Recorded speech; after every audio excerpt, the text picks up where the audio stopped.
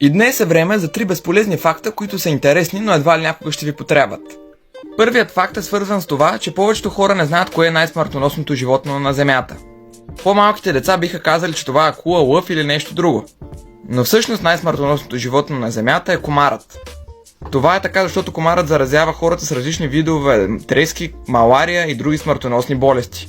Ако погледнем статистика, то около 725 000 човека всяка година умират от ухапване от комар, 425 000 човека са убити от други хора, около 50 000 човека са убити от змия, около 25 000 от куче, около 1000 от крокодил, около 500 от хипопотам, около 100 от слон, около 100 от лъв, около 10 от вълк и около 10 от акула. Така че лъвовете и акулите са доста безобидни в сравнение с комарите.